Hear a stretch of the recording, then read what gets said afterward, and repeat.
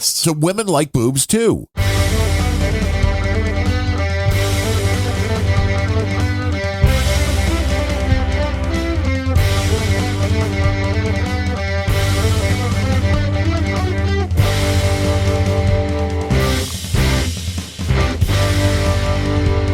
It is Friday, January 19th. I am Darren O'Neill, and this is episode number 100 of Unrelenting. Yay! I wish I had my sound effects, but I don't have them plugged into the Mac. You got to reboot, you got to reroute, you got to do all sorts of things to re. I don't know what I want to do, dude, because that actually brings up a good question, because my Stream Deck is no longer on the same computer as this Emotu device. Oh. The so Stream Deck, is that a Windows only, or does that work if you... No. It works with a Mac just fine, but I use it on Windows, so do I need to go and buy another one? God damn it. This is always the answer. Shit. The correct answer to everything is always go buy more gear. Well, I have two of them on the PC, but I kind of use both of them. Yeah, same here. I have the big one and then the little one. I never got the one with the knob yet. So I got the one with the knobs, and I got the big one. And they have their use. I mean, although like it's very depressing. For driving truck. It's very depressing, though, because I use it to keep track of the price of my Bitcoin. That's what I use the knob one for. And that hasn't been good the last week or so. It's going down to more affordable levels. What are you talking about? That's a good thing. See, but not when you want to turn it into cash again. So, I mean, well, why? No. We want it back down to about 32K so we can buy some more. And we buy more, and then we wait for the big surge, and then we get rid of it. Yeah, I'm thinking 2037. 20. Wow, that's really holding it. Yeah, that's my plan. Been telling people that. The other voice you're hearing is Gene. Somebody say who the hell is on? No, that would be good. Great. Wouldn't it, though? Yeah. I did get asked today, how many podcasts do you do? It's like a few. There's really only technically 4 he only does one podcast, but he has a lot of interim hosts. Exactly. It's one show. It's a daily show. It's a daily show with different co-hosts that we just call different things. Exactly. We're all interchangeable. And it works. Ultimately, and Darren gets all the money. So just because I can't find anybody to do the schedule that I do. So it it takes outsourcing. And this show, episode number 100, one donation came in for $10.80. And then there was a boost from CSB. And the CSB is promoting a much more successful show on this show. Why don't we just get that out of the way right now? I mean, this is the beauty, just very much like the last Grumpy Old Ben's. I started the show with the donations because it's like there was one Boostagram and there was one PayPal. So we may as well thank the people for their supporting this show. Episode number 100. You know, most podcasts, when they get to a milestone episode, that's when all of the people that have been listening are like, oh, okay, it's time. I'll finally send them $10, or I'll finally send them once every 100 episodes. I'll send them $10. Right. Yeah. And BTW did that, but he's the only one I liked. I don't know what the acronym in his donation of 1080, which is PayPal for $10 plus I will cover the fees. So it's always appreciated when people cover the fees. But he put in PISS, so I don't know what that stands for. And then he posted over on No Agenda Social, Darren and Gene successfully guilt tripped me into donating to Unrelenting. Oh, nice. So I guess we have to do more guilt tripping. Well, I mean, to be fair, for probably the first 75 episodes, I actively told people not to donate. Yes. And I was quite successful at that. They all went over to Planet Rage. Until we started getting the donations coming from Australia, and then I shut the fuck up. Dale from Down Under, greatly appreciated. We had episode 111 of Planet Rage on Monday, and we got 2 show number donations. So, I mean, that one was rocking and rolling. But our buddy CSB did come in with 11,000 Satoshis. It was up from 10,000 on the last episode. Boy, I wish he wishes that he didn't say, I will now donate in dollars instead of sats. Oh, now the number of sats is going up. Yes. The Bitcoin is going down. If Bitcoin goes down, the Satoshis go up and vice versa. Yep. But correct. CSB, his bit, which I fully enjoy, is to send boostograms to other shows and then talk about other podcasts that he has nothing to do with. Which is great. Yeah. So I'm in favor of that. He is a marketing maven. He gets the word out for shows that don't do marketing themselves, including this one. He says, "Howdy, comrades, Gene and Darren. That Larry Show offers a weekly journey where humor meets insight, exploring the junction of absurdity and wisdom. Larry, the host, brings a forthright perspective to a variety of subjects, mixing satire and sharp observations. This podcast is for those who appreciate a direct approach and a good chuckle. To explore the episodes, visit www.thatlarryshow.com. Yo, CSB." There you go. Thanks, CSB. I'm sure Larry appreciates that as well. Yeah, I've never heard of that Larry guy. No. Well, why? How could you? It's subsonic. Yes, he has the voice that everybody wants to have. I was in a Jitsi chat the other day with CSB. Oh, you get into that. I saw after the fact, I saw it mentioned. I don't normally jump in, but I was like, oh, okay, I have time. It was early. It was before 9 a.m. No. And he was in there and he wanted Larry to help him with some voice lessons. I'm like, I don't think, while Larry would be, I'm sure, more than happy to help, I don't think that's in his wheelhouse. And I'm like, you want to sound like CSB? And DC Girl was like, hell, I want to sound like Larry. I want to sound like Larry. Everybody wants to sound like Larry. He's got that instantaneous radio voice. I mean, I think I have a decent radio voice, but like, well, he doesn't need a big bottom to make his voice sound good. No, he doesn't need all the tricks. He sounds like that in real life. That's the amazing part. Yeah.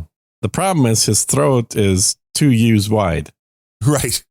And that's a joke for all the sound engineers out there. No Beret says the PISS is Our Big Dumb Mouth Talk, which is another show, which I am not complete. I mean, I know it's a show, but I'm not completely familiar with that. So there's a lot of shows out there. People listen to them. There are a lot of shows. You enjoy what you enjoy and you support what you can support to keep them around.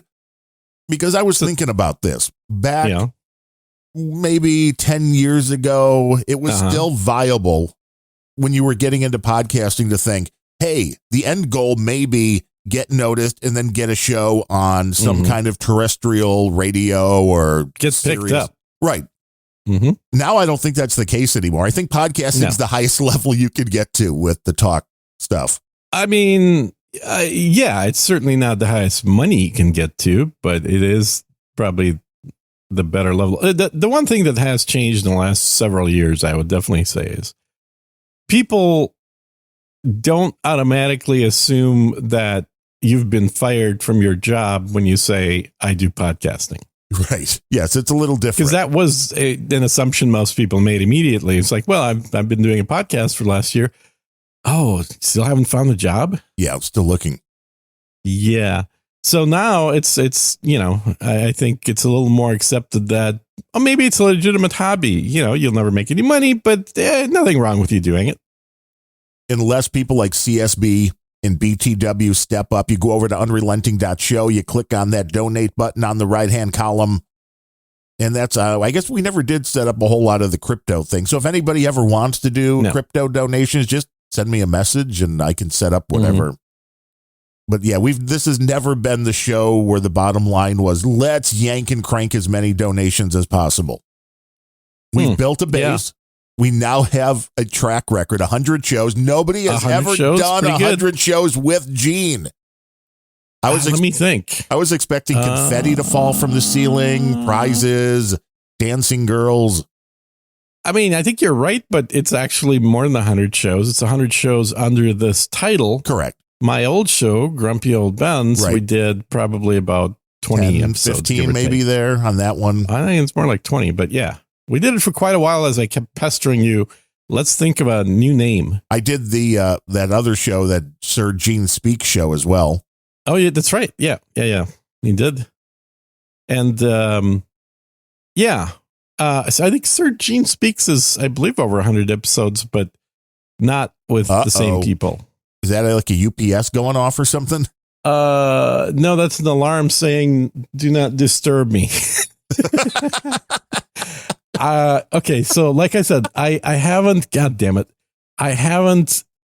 I moved everything to the Mac, as people may have heard in the pre-show.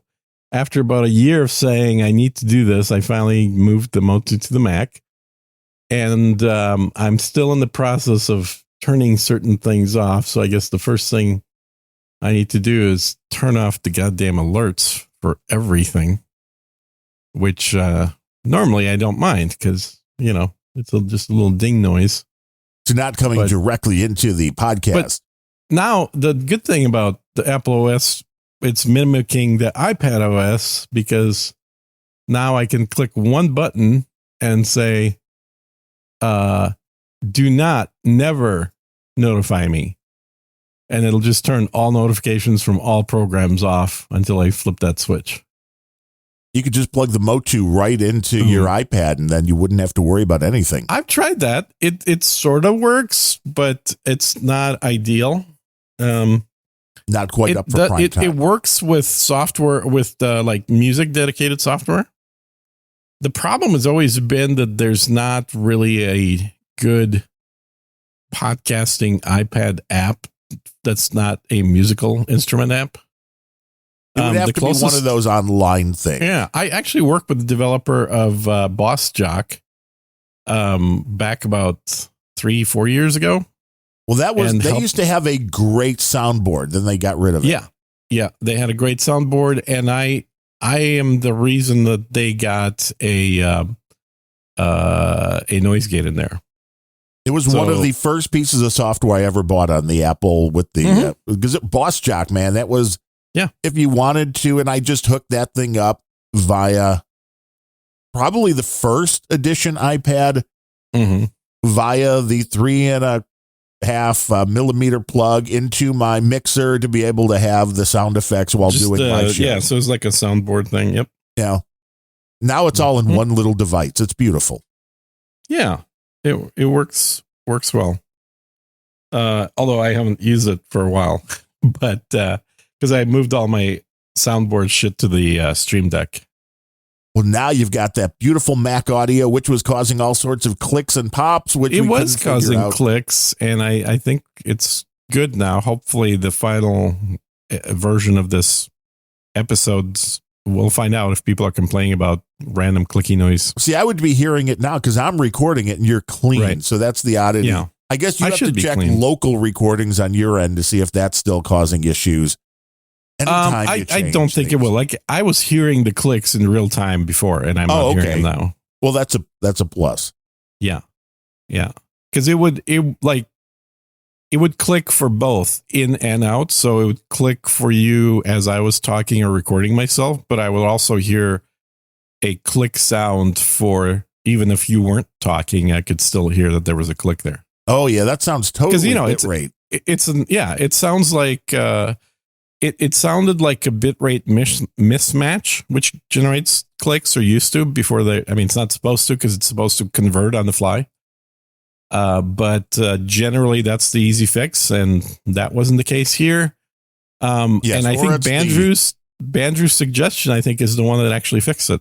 Oh, what did he recommend for you? He said, make sure that the sound buffer is bumped up. Oh, yeah.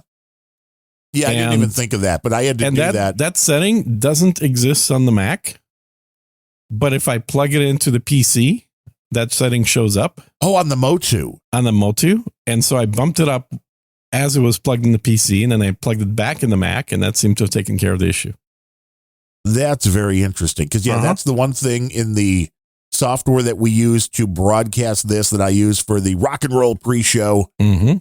If the buffer isn't pretty much at the max, you're going to get pops and clicks if your system has anything else going on with running latency. At all. Yeah, exactly. And you think, I want it to be really quick, but when you're doing what we're doing, it does. Now, if you're really recording music, matter. It matters.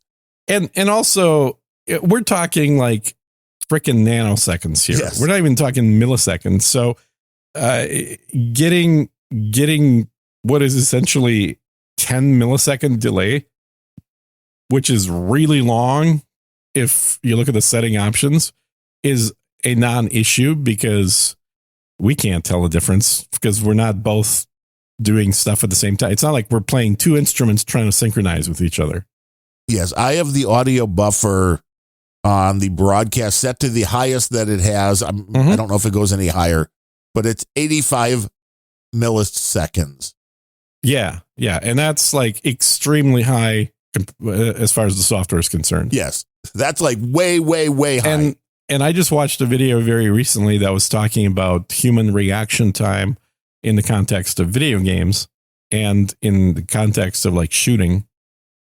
And what they found is that the fastest gamers out there, like the professional video gaming people that play video games for a living, kind of like me. No, just kidding. Well, that's because you don't have a job. Yeah, I know. So you're professional video game players, is that their reaction time is about 110 milliseconds, which means that your big buffer is less than that. Yes. They wouldn't even react to it. It's amazing. Mm-hmm. But you don't know, like, I don't want to screw something up. They say at the lower the better. Right. He's like, well, why would I want longer? I wanted the sound to get there quick. Yes. You don't want it with the clicks and the pops and the things. Yeah. And it's funny too, because, like speaking of video games, if you're playing a video game, you want that video to be as fast as possible to the screen, which is why most people were having tearing issues on their monitors, because the video card is faster than your monitor's update speed. So it was basically providing 2 frames to your monitor when your monitor is drawing a single frame. And so you have to turn on a max frame rate or a sync option on your video card to prevent that. Now, of course, with gaming monitors and either gaming monitor LCDs or with the, I think probably all the OLED monitors out there, they don't really have a refresh in the traditional sense of refresh. So you can have much higher sync rates. Like I think my monitor, and it's not an OLED. I use a LCD gaming monitor, but it maxes out at 144 frames per second. And I know there's some out there now that are doing like 300 or 360 frames per second. That's crazy. Yeah, it is crazy, but that's still like let's say 60 frames per second is 100 milliseconds. Yeah. Well, and already, and I think we have talked about this, the reaction that your brain gives, the difference between, it's like, oh, we're so used to movies being 24 frames. Yeah. That when you got up to 30, it's like, well, that doesn't look quite right. And then when they're like 60 looks weird. Yes. Yeah. In movies, 60 just looks like something's not right. Right. It's technically better. Yeah. It's technically more accurate, but a lot of times we don't really want more accurate, which is the fun stuff, even with the trying to reproduce some of the old 50s and 60s rock and roll. Yep. It's like you don't get the same sound because you're not using the same, technically subpar equipment. Right. Which captured the sound in a better, more pleasing manner. Technically, all musical instruments are subpar equipment. Yeah.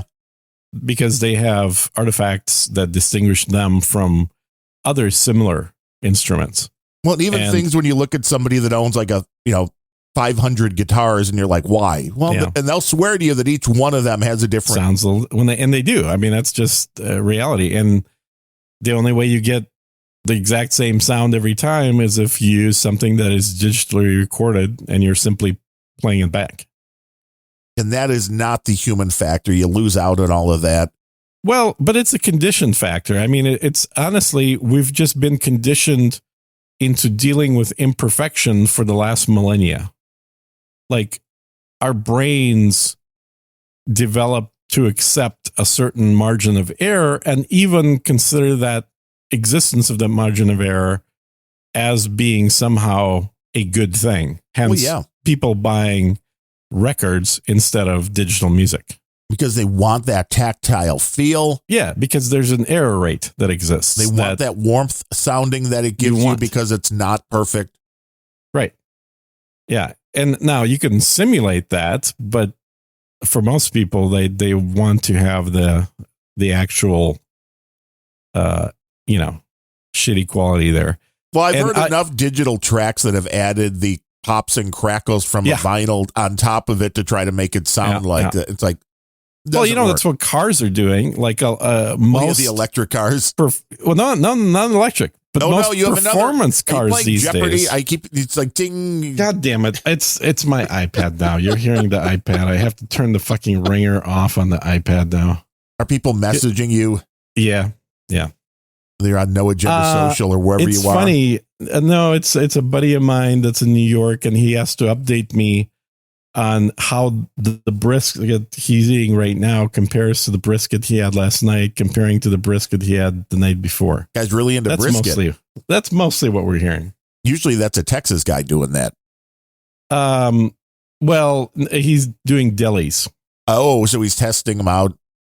So he's trying to hit as many delis on his New York trip as possible. And so... And who else would be even somewhat interested in this but you? I know. Well, yeah. We were talking about this last night, and I'm like, dude, now you're getting me to want to eat a nice deli sandwich and some matzo ball soup. Now I'm going to have to drive out to frickin' Houston next weekend, because that's literally the closest deli that I have is in Houston. I would like to know what the sandwich is. Genuine deli. That he's doing brisket sandwiches out there. Well, it's corned beef. It's all brisket. It's kind of get yourself a good Reuben. But Bill O'Reilly's been complaining about the cost of the sandwiches in the New York area at the delis. It's same shit here. When I moved to Austin, and this is now 13 years ago, at the same place, this is looking at the price in the same exact restaurant, or I guess it's a restaurant, but it seemed like a fairly low on the fancy totem pole as far as restaurants go. It's a barbecue place called Black's. When I moved here, their brisket was $7.99 a pound, and so because brisket it's a pretty cheap cut of meat, right? So really, you're just paying for the preparation. Because brisket by itself was about $2 a pound. Because it's that low, slow preparation that takes the cheap ass part of the meat and makes it good. Exactly. Yeah.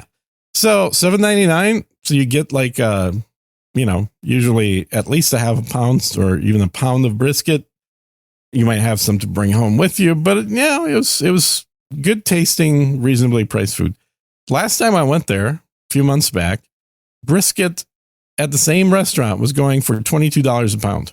Whoa. Yeah. So now people are getting like half a pound of brisket. Yeah, give me like an eighth. That would be good. Uh-huh. Just a touch of brisket on a big old roll. It's one of the cheapest cuts of a cow. It's $22 now. We're being nudged. They don't. Thanks, Joe Biden. Yeah, they don't want you to buy the meat. No. Cow farts are bad for the environment. Yeah. Yeah, so it is pretty bad. In other news, one of my Christmas gifts was a buddy bought me a membership to Costco. Wait, you didn't have a membership to Costco already? Well, I used to, and I canceled it about 5 years ago because I was throwing way too much food away. Because I would go to Costco, I'd buy a few things. Living as a single dude. Don't they have snake chow? No, they don't. They don't have rabbits. And eating, quite often not at home, the food that I bought for home generally was thrown out at least half full. So I'm like, screw this. I don't really need to be paying for having that membership. Yeah, but I agree with that. I noticed that the price of their chicken, their rotisserie, hasn't changed, even though Bidenomics is kicked in. Right, it's a loss leader, baby. Their chicken is about $2.50 a pound. Right. Oh, very cheap. Yeah. I mean, that's sub price of raw chicken, frankly. Yeah, and it's all the way at the back of the store. So yeah, it's all the way at the back of the store. So yep. And when I was there last time, they were out of it, so I had to wait See, that's the problem. Well, they were cooking the next batch, but it wasn't ready yet because it was all sold out. Yeah, and they do because one, they are selling it for under cost just so you come into the store and hopefully buy other things. Yeah, exactly. And so, but what I have to say is now that I finally had some, and after not eating it for 5 years, it's a little disappointing because I feel like you remember it. Well, I don't remember how I remember it, but I do know that my HEB rotisserie chicken is about half the size and about double the flavor. Which is the way you'd like it to be. Yeah, because I don't need to, like right now, I've got a half-eaten Costco chicken in the fridge that I'm going to throw away. So, par for the course there. I ate half the chicken when I got it and couldn't eat it anymore. Now it's been sitting in the fridge for 2 days and I'm not going to eat it. I'm just going to throw it away.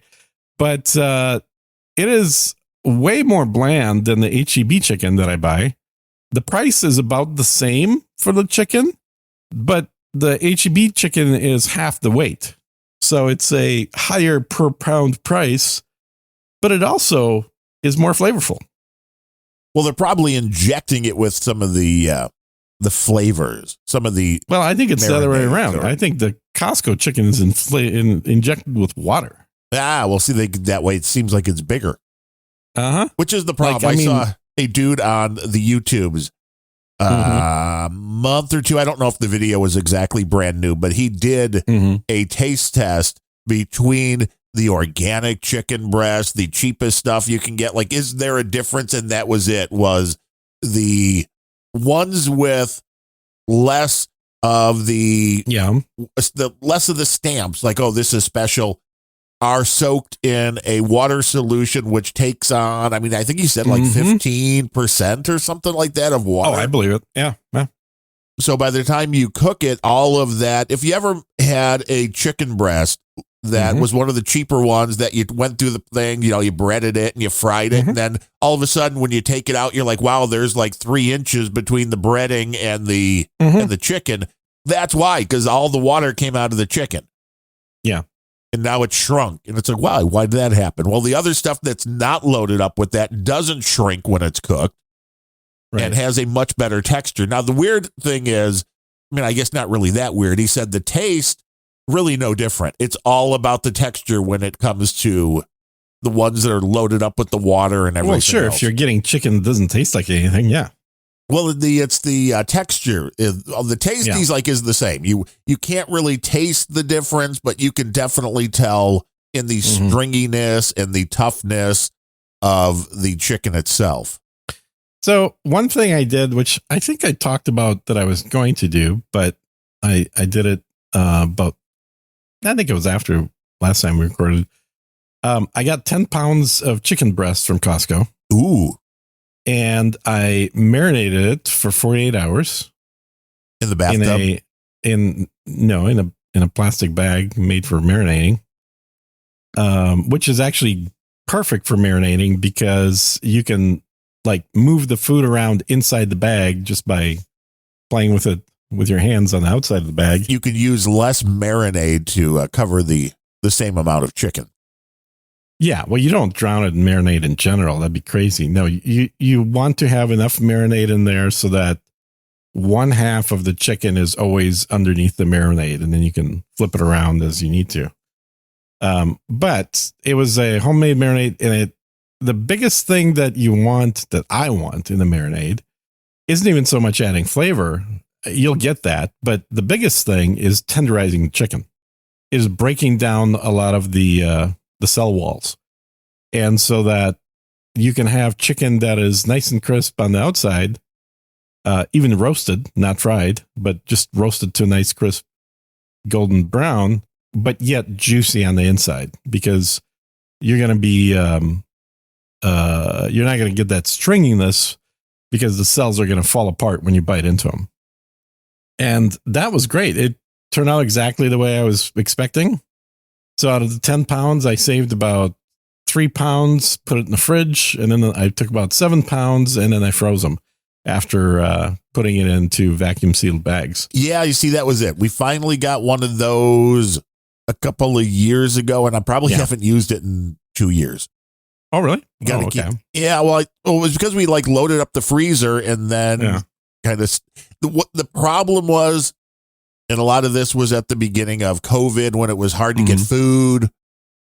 That we did that, loaded up, put it in the freezer, and then just kept buying fresh food to eat and never started going into the frozen. That's the. Well, you're a prepper. What do you want? Yeah. Well, that's also a pain in the ass because you have to then prepare and know what you're going to make 2 days in advance because you have to then take that chicken out and let it thaw. No, but this is why you cook it first.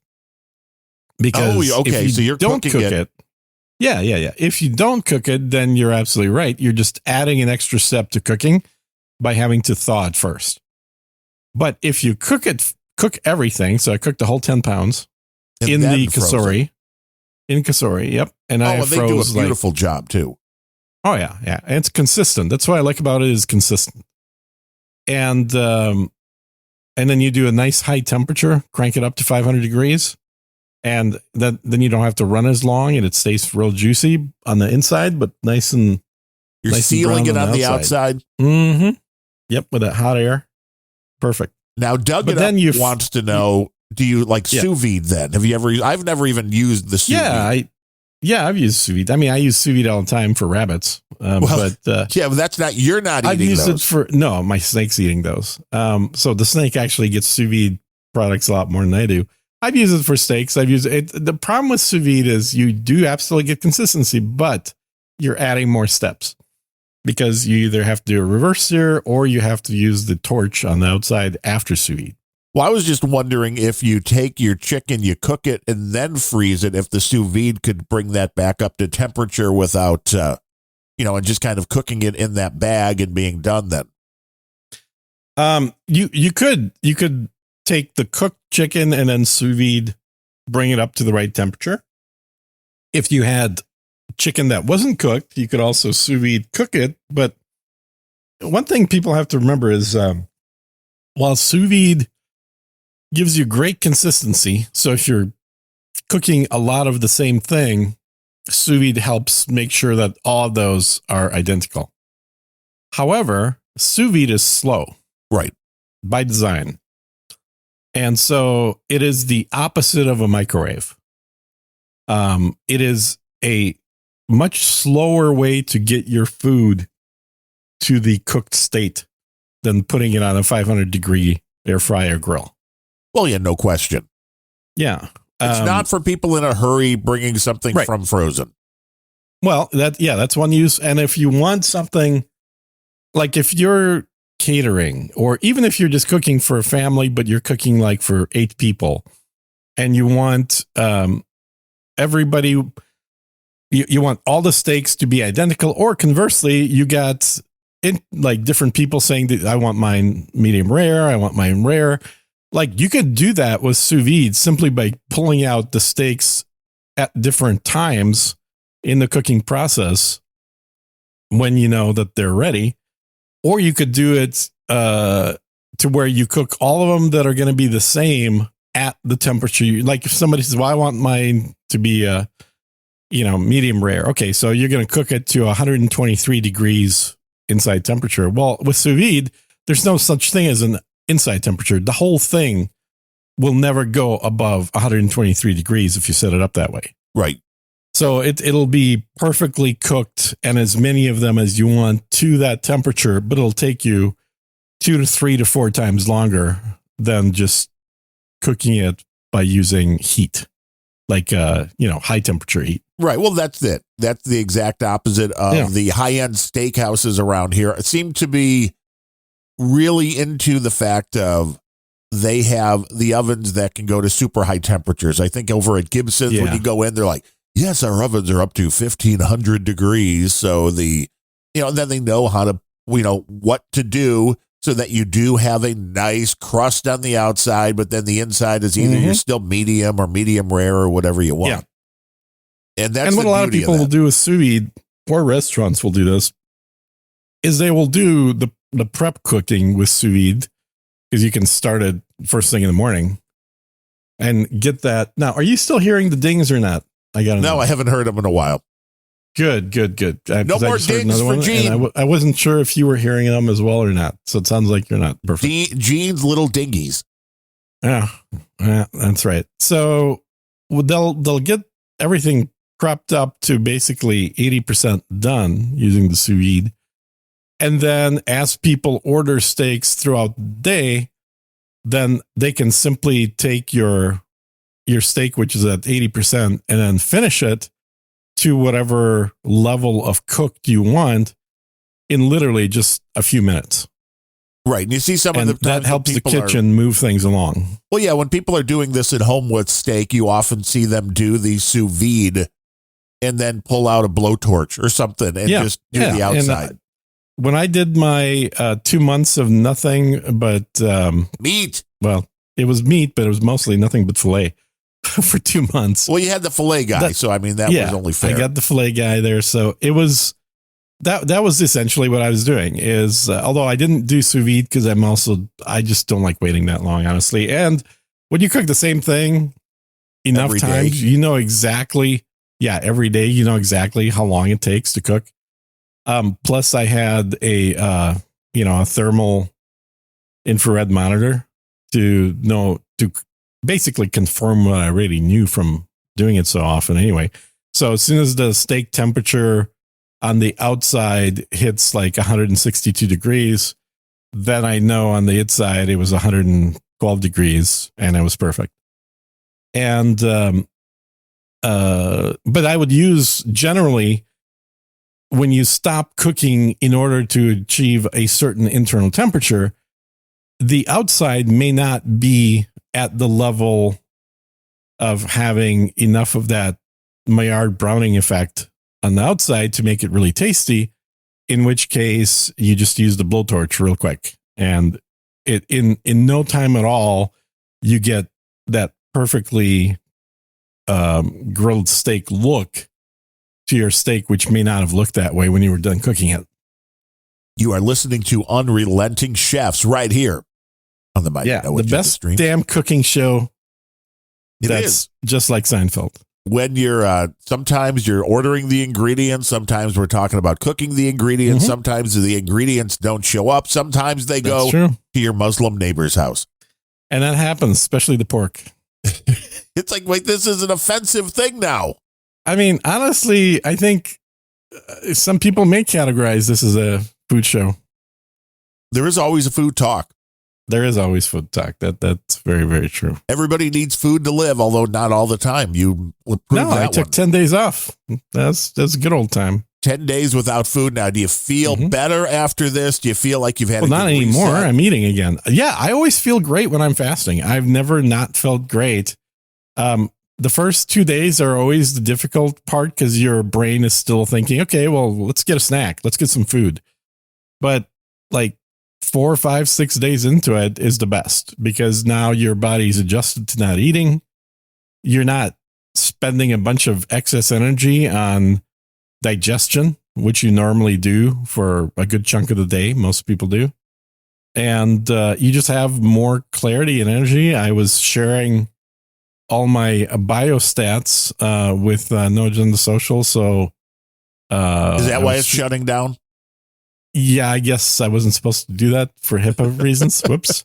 Possibly. Oh, well, sorry, guys. I killed No Agenda Social. Somebody had to do it. Well, yeah, I know. Well, my lawyer had to send a letter to Adam to take it down. There was a beep. I heard a beep. You heard a beep. Okay. All right. So that was on the iPad. Even though I have everything turned off, I don't understand why it's still making noise. Oh, it was my watch. That's what it was. The iPad's shut down, the phone shut down, the Mac shut down. My watch is still in beep mode. So many devices. God damn it. I know. That was I tell you, I like the Apple Watch for the health stuff that it can do. But when I originally was just setting it up and I had put Signal on the iPhone. Yeah, and it kept binging you. Yeah, the first time you start messaging and the watch started buzzing, I'm like, I have to remove Signal from this. Yeah, I don't want all of the notifications. Too many.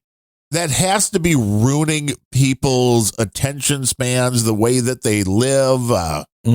This constant, I mean, we thought it was bad just having a cell phone as far as always being connected. These watches. Nobody picks up a fucking phone anymore either. No, it's all, everybody wants to just text. Everybody just texts. And occasionally I'll still call people, and never, ever does anyone pick up on the first time you call them.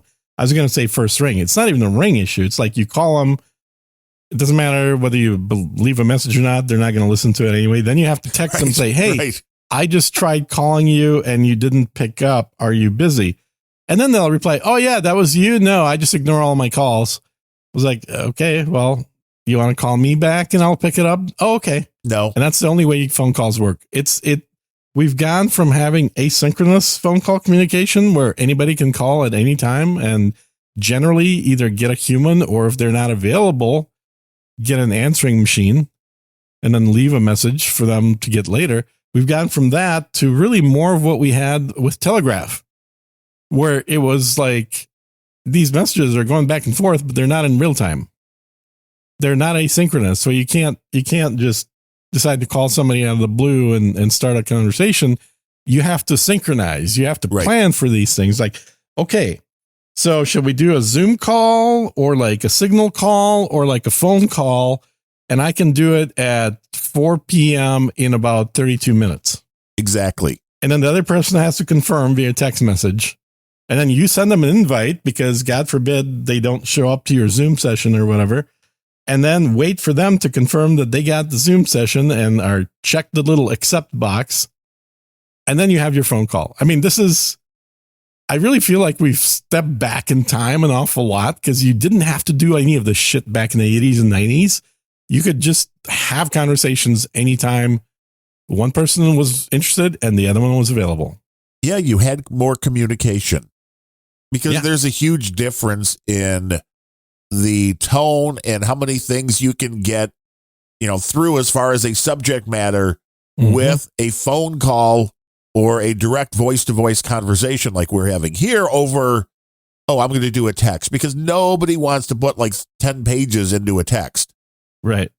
So except I do have those friends that have decided very self-centeredly that they can't be bothered to tape anything.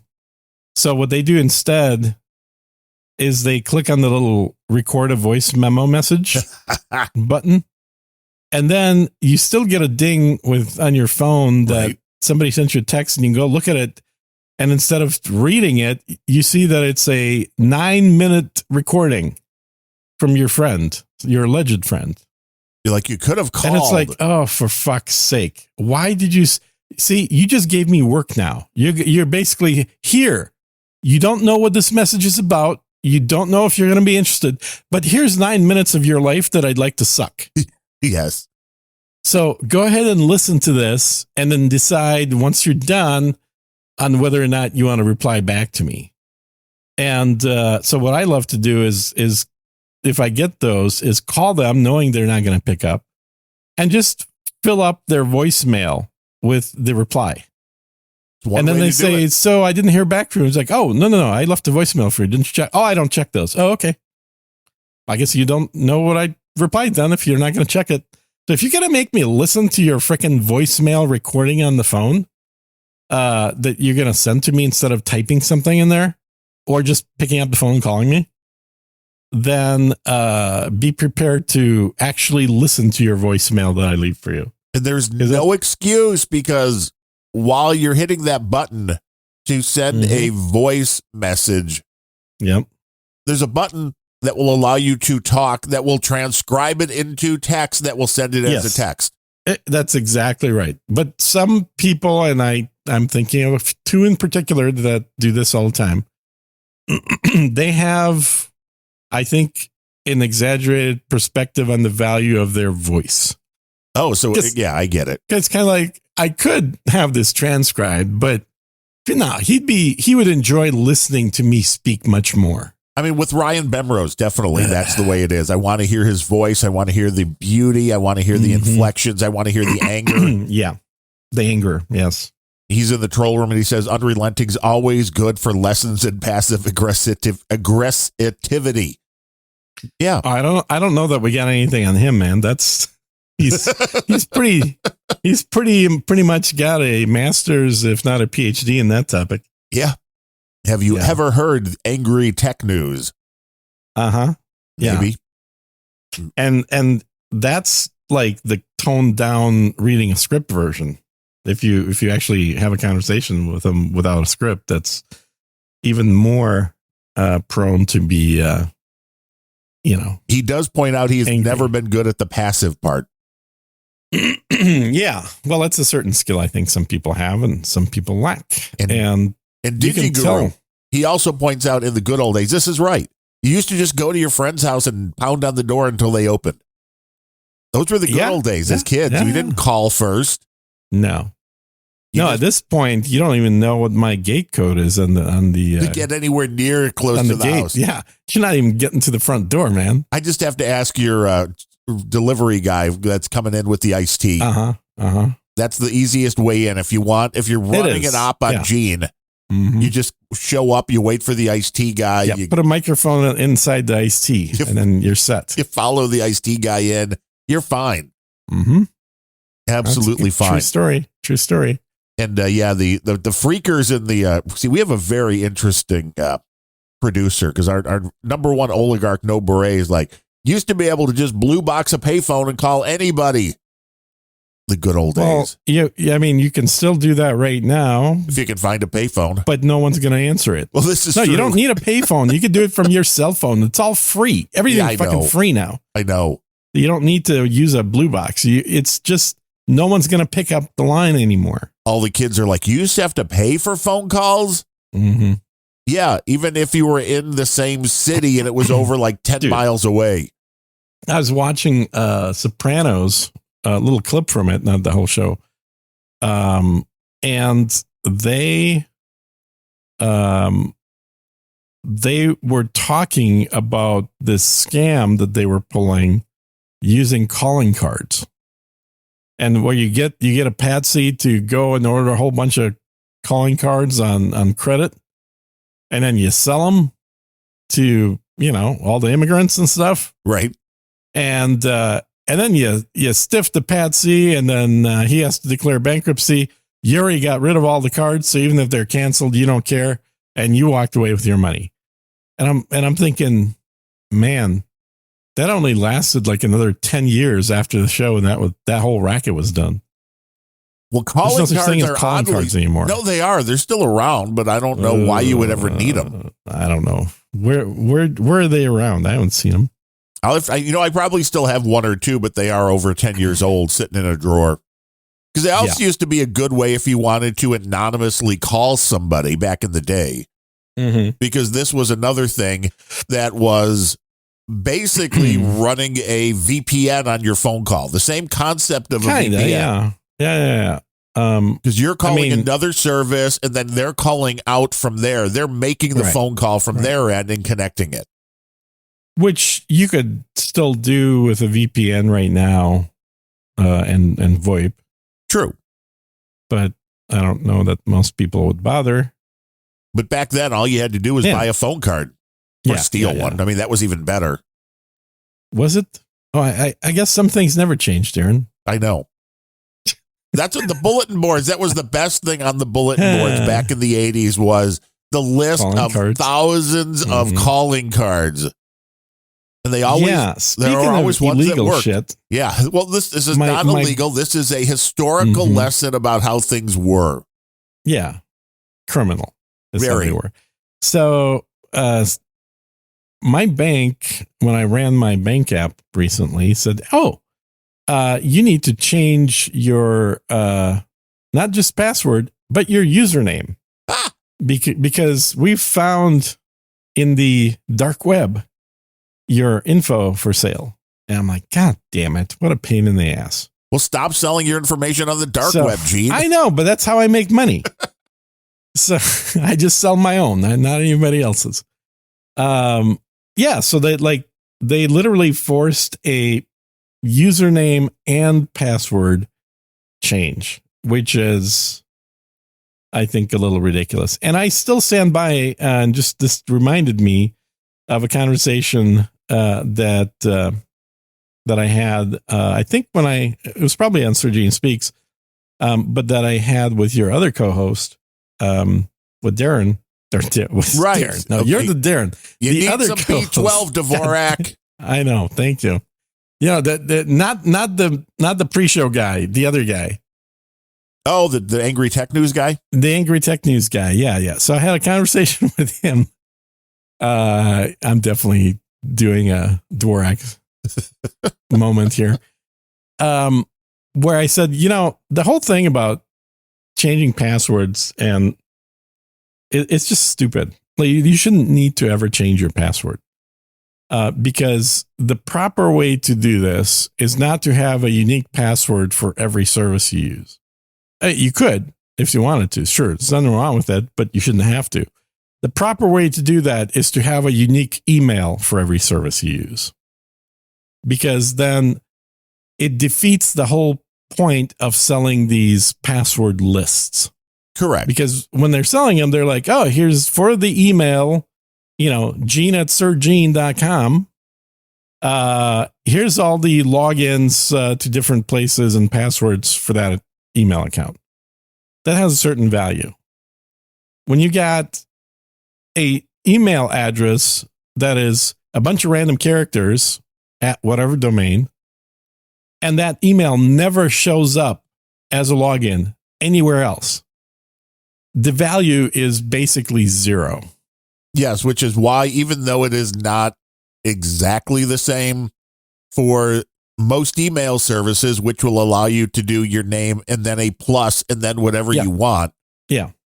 And that's something that, I made the mistake of, because I use a password manager. Mm-hmm. I shouldn't have been so rigid where I would do something where I would kind of remember it. So if I was making an account on Sir Gene's website, I would put Darren plus Sir Gene at whatever. Yeah. The reality is you should probably just do a random number. Yeah. And that way it becomes much less trackable. Although most people, because you're not getting an exact match, are never going to figure out that you're the same one plus Amazon plus eBay plus whatever. Even if you use very simple, unless somebody is doing that specific, but that's true if you have a Google or one of the other provider emails. But if you own your own domain, there's a catch-all email that is generally part of your mail package. Yes, so you don't have to go and set up every. So you literally can set up anything at your domain, and it'll show up. All of them will show up to the exact same mailbox. Now, I don't recommend you make that your main mailbox, because that's where all the junk mail is going to go. Yeah, there's going to be some horrible stuff that goes there. But you can certainly have a separate email that is the catch-all address, and then go check the catch-all, once a week or something, or however often you want to proactively. Don't have it ding you when you have new messages. Yes. Don't have it as something that you check every day. But certainly something that if you get an email saying, oh, we're sending you a confirmation code, well, you know where to log in and get it. But the email that they have for you is either some random numbers, or like you said, it's the name of the company that you're getting it from to remind you, oh, okay, that's an email from those guys, regardless of what the return address says. Yes. And on domains that I've done that as well. So if you were getting a Facebook account, which we wouldn't, for, on the unrelenting.show domain, you would sign up as Facebook at unrelenting.show, and then Amazon at unrelenting.show, and X at unrelenting.show, and whatever. Yes. And that's where all that stuff would go. Or, like I said, the best version of that is to actually have some random numbers, letters in there as well. And then, yes, could you have a totally different password for each of those? Absolutely.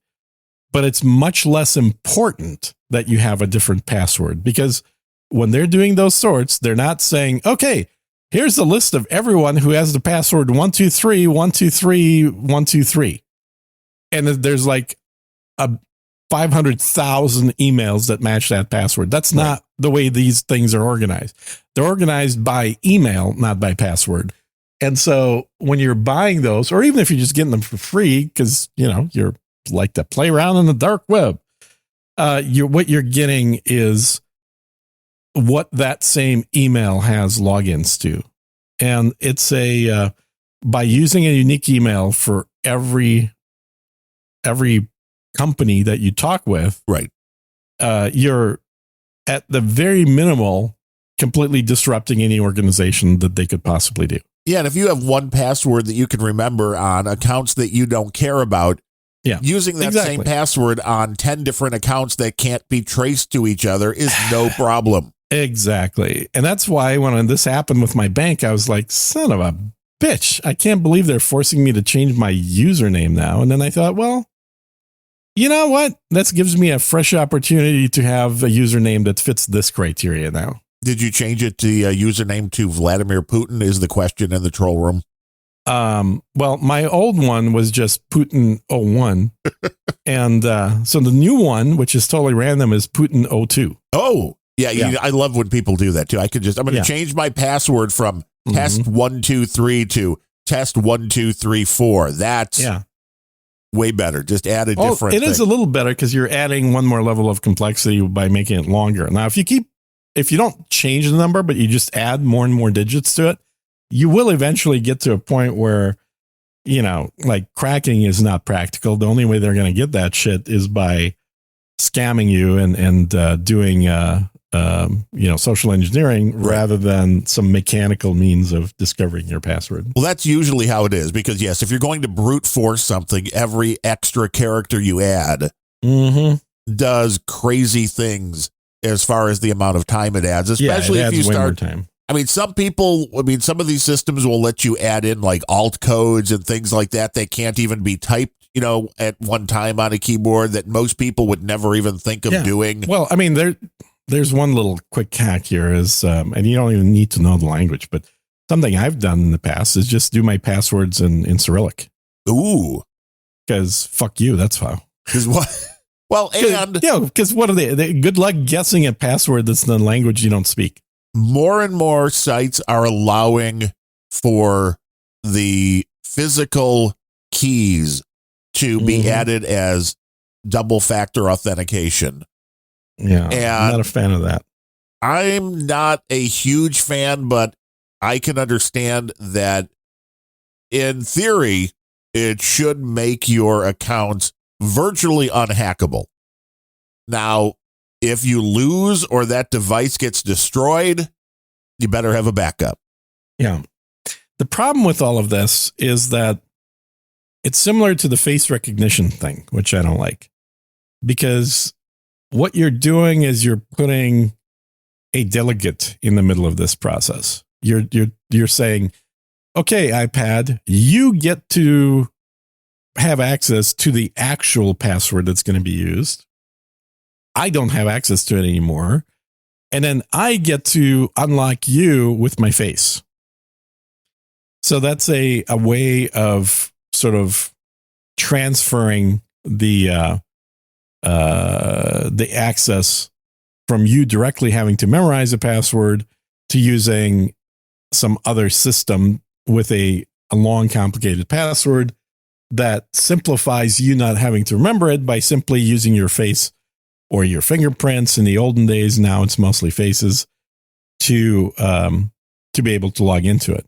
The problem with all that is that it's hackable, and your brain, at least so far, is not. So if you remember your own password and you have to type it in yourself, short of using some kind of a USB capture dongle or some other means of software-based way of capturing keyboard input, there's no access to it. However, if somebody figures out a way to stick a virus onto that iPad, or at least simulate as though your face came back as your face, even though it may have not been your face, like all you have to do is trick the system that has those passwords, that is responsible for providing them, into thinking that it was unlocked appropriately. It's the exact same problem, except not with faces, with using password managers. I never liked those fucking things. I've never used one. Don't trust them, because all you're doing is you're saying, haha, instead of having 500 passwords that I need to remember, I only need to remember one. Well, guess what you just did? Yeah, you have now reduced your one. security to one fucking password.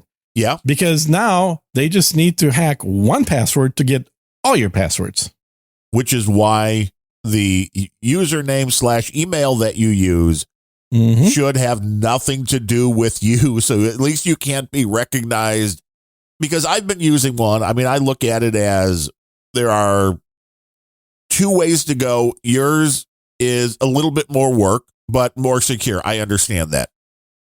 In this case, if you trust the company that's doing it, or you're rolling your own, which a lot of people do, if the passwords are completely encrypted, this is very much like a Bitcoin thing, meaning that even if somebody can access the data, they can't decrypt it without the proper keys. But they can't access the data if it's only in your head. Correct. And like I said, yours is a little bit more secure, but it is a lot less convenient. And Bemero said the biometric problem is that if you're hacked, you have to go to a plastic surgeon. I mean, that's exactly right. No, he's 100% right of that. I brought that up back when I was working with Target, building their security operations center in 2007. That was, I mean, everybody else just rolled their eyes when I say shit like that, but that's absolutely right. It's like once you provide or you agree to use biometric data because, it's unique. But the problem is, not only is it unique, you can't change it. So what happens when you're hacked? You can't go and change your eyeballs. You can't change your fingerprints. Right. If you have a retina scan or a fingerprint scan. It's like, it's all encrypted and shit, and you can't get it with brute force. Okay. Well, tell that to the NSA using quantum computers. Now, Let's try that again. Exactly how it works, but according to Rob Braxman, who does YouTube videos, he's like the internet privacy guy. He's not bad. I like Rob. He has talked about the fact that Apple does not store your face, and what they're using is a hash. So it is not as insecure as some people make it out to be, but I can understand that some other systems may be way less secure. So, you have to take everything with a grain of salt. It's not completely secure either. No. Because again, all you have to do is pretend to be that system and provide the same hash. Correct. That's it. And you've got full access. And in doing it yourself, again, you would have to willingly be giving up your password for somebody to get it. And if you're using a different email account for everything you log into, there's no chance of somebody pulling a social engineering on you and then getting access to all your shit. Worst case, they got access to the one thing that they managed to convince you to provide, and that's it. Which is where I think also the devices like the YubiKeys come in, because they're not storing your passwords. Right. They're just being another level of, you have to still give them that username and password, but if you don't have this physical dongle to provide the response that they are expecting, and I'm still not 100% sure what they're doing here. I'm guessing it's some kind of an encryption. We've been in the security field that I used to be in, that I've been out of for like 15 years, but we used to use RSA tokens for everything. There was no such thing as not having a rolling password, because you can't do it. Which is what these apps do on your phone, like the Google Authenticator, which is, hey, same thing. You have to go to your device and put that number in, and every minute it changes or whatever it is. But the YubiKeys, they do make things more secure, but again, you still have to remember your username and password. And if you lose that key, that's the only problem. Right. For the ones where you say, hey, I have to have a YubiKey, it comes down to, and there are other brands, so not just promoting that one. But if you set it to where you have to have that, they recommend, even the company recommends, well, you kind of have to buy two and put one in a safe deposit box or somewhere just in case that you don't lose access to everything. So that's where a lot of people are afraid. It's like, wait, I have to buy two of these, $35, $40, whatever they are. Well, and that's not too bad price-wise, I guess. No, but for a lot of people, they're like, well, I don't care about my Gmail or whatever. The old RSA keys were, I think, a couple $100. So it's not a bad thing to have, but it's a pain in the ass. Because I've run into this again. Once I set this up in my Google account. Yep. I go and I'm sitting on the couch and I pull my laptop out that I haven't used in a year, and I go to check the mail, and it's like, put in your key. And I'm like, fuck. Yeah. But I also understand that it is making the account more secure. Yeah, for sure to some extent. But I just always thought that it was both funny, but also a good way to do it is pick any random Star Trek episode where there's shit happening, and inevitably the captain or one of the senior crew, not disposable red shirts, but somebody else has to provide a override code. Yes. It's like Picard Alpha 46 24 18 Delta. Hike. Right. I mean, it's basically they're just random garbage, but it's like at least they're doing something right there where they're forcing people to memorize a fucking code that is a one-use code. And once you use it once, that's it. That code is dead. You got to use the next memorized code to do that same action again. Or if you want to enter more codes into it, it's like one-time pads. It's like you got to have a way to have things that aren't tied to who you are, right? But provide a second level of security. And the traditional thing was always something something you have, and something you are. Like that's the trifecta. If you have a super secure system, you have to use all three. So you have biometric, or usually a retina scan to enter the building. You've got an RSA token or something else that's constantly changing codes on the fly, and it's synchronized. And then you've got a set of passwords that only you know that has to get you in, and you have to use all three of them for the really high security areas. So it's like I did all this shit. I worked in the field. This is stuff that we were doing 25 years ago. And, I'm happy to some extent seeing it a little more mainstream, but I also see that there's so much shit that's been compromised for the sake of convenience. Oh yeah. There are still sites that I run into that are like, well, you can have a maximum of 12 characters and a password or something like that.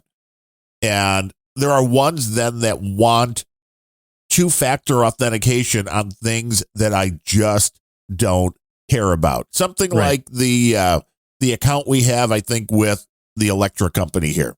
Yeah. I mean, if somebody really wants to go in and pay my bill. They can pay your bill. Yeah. Hack my account. Please hack my account and go pay my electric bill. Yeah, exactly. I mean, I get it. On anything banking where you've got funds that can be removed, do the most security that you can. Right. For logging into a lot of other things. And I understand why social media does it, because that's where people are strictly being targeted. Because if you have a following on social media and somebody can access your account, they can very quickly wreak havoc. And you may not even understand that, but all they have to do is put up a QR code like, oh, I'm giving away some Bitcoin. Just, Yeah, exactly. Just provide me your banking info and I'll send you 1 Bitcoin for absolutely free. Right. And then Elon Musk does that all the time. I hear. Well, that's the beauty. And I've seen these things when they first started, and it was already pretty elegant in the fact that there was a whole website built up, and it was like, well, hey, this is Elon, this is whoever, and I will like triple back whatever you send to me in Bitcoin. Yeah, that's always great. Yeah. And there's a website scam. Right. There's a website though that is rolling and keeps putting new information out there. Like this is real. Like this person sent this, and we're down to 20% of what we've got left. Hurry up.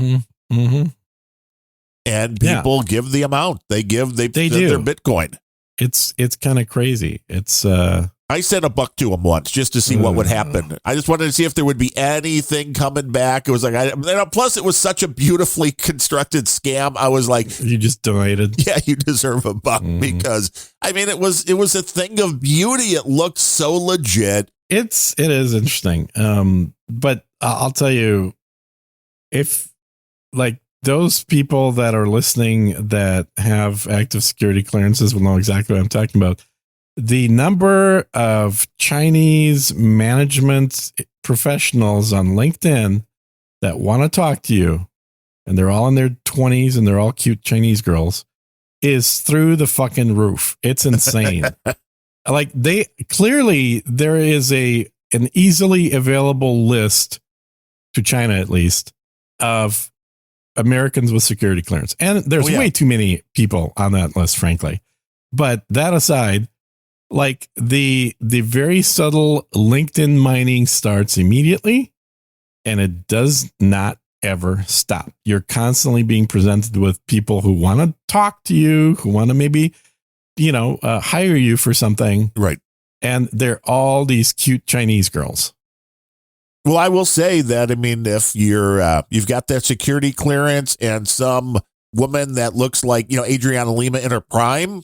In her prime, yes. Is like, I'm looking for these secrets and she's willing to sleep with. I mean, she's not going to say she wants your secrets, but no, definitely no. No, they just want to hire you to just kind of, get your incredible wealth of knowledge that you clearly have because you're such a knowledgeable person, and with such a smart American.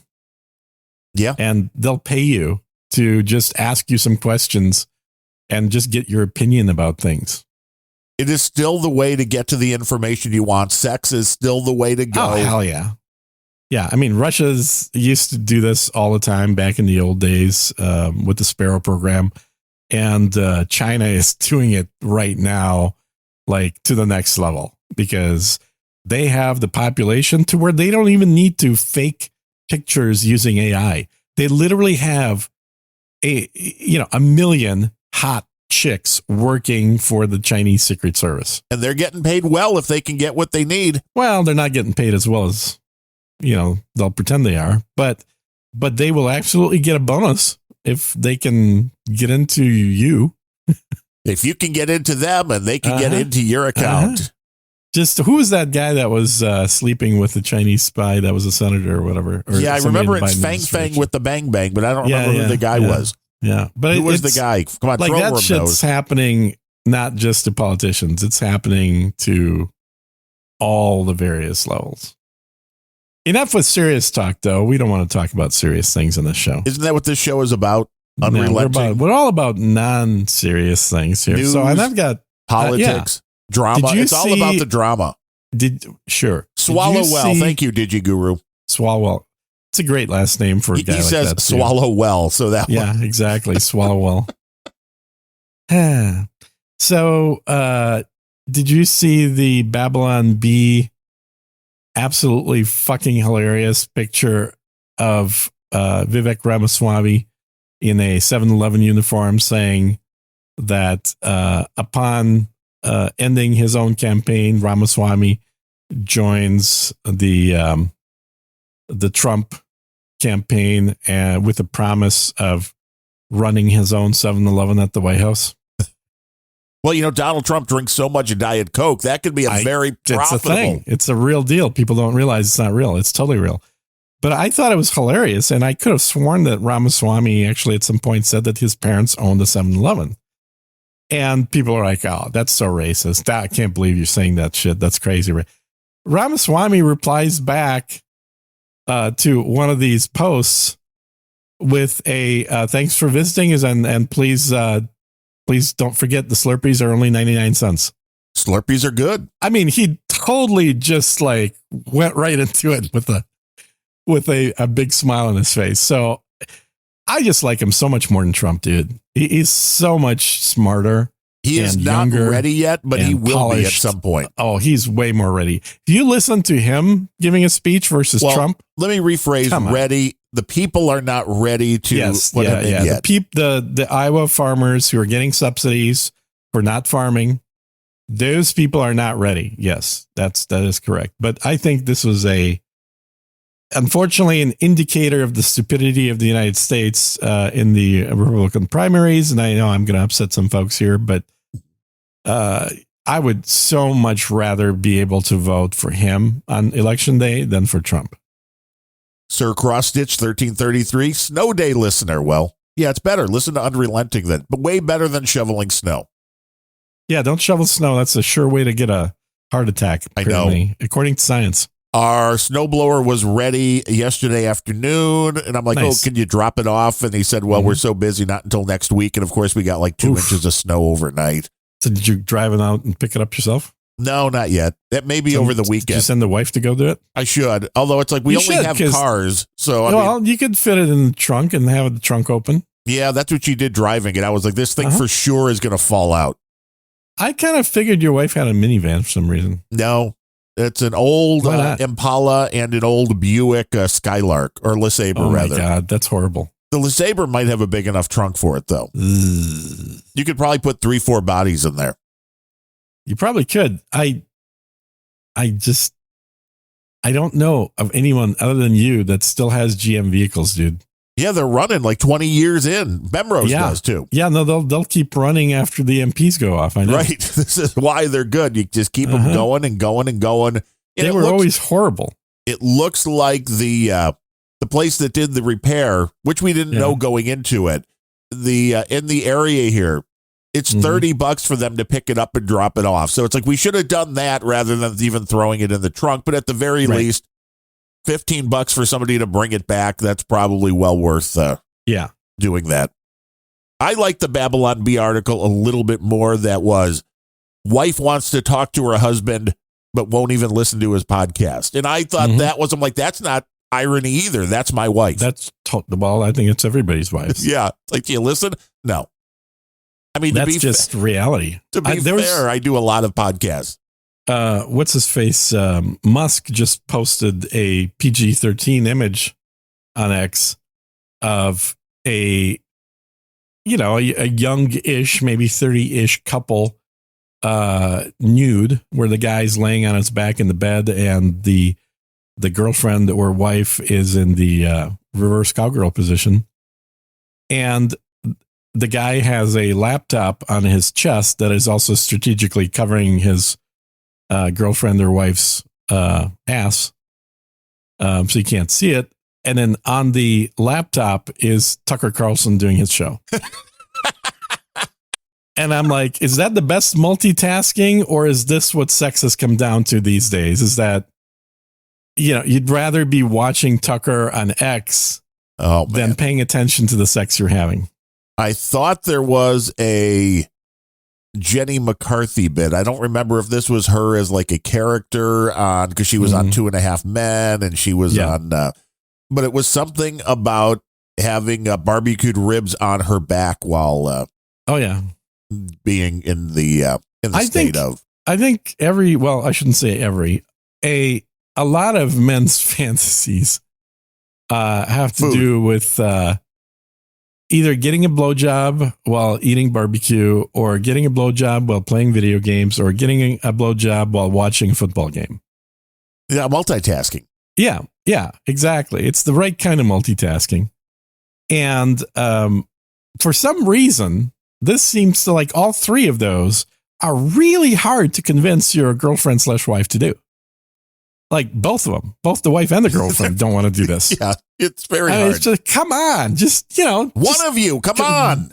Go along with the plan here. Come on. God damn it. Could you guys get together? One of you can at least do it. Come on. Oh, no, then never do that, because the last thing you need is the girlfriend being ruined by the wife bitching about you. Yeah. And then nodding their heads in agreement with each other.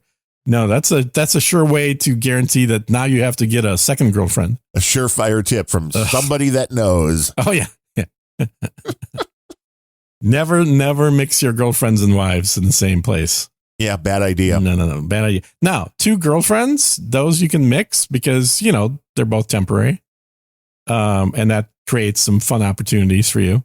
Wow. And most guys think, oh, yeah, man, if I got two girls, have a little threesome action, that'd be great. They forget about you. You know what the best part about a threesome is? They go home after. No, you could go turn on the football game while they're doing stuff with each other. You're like, I have no interest in this. I mean, you're like, this is great.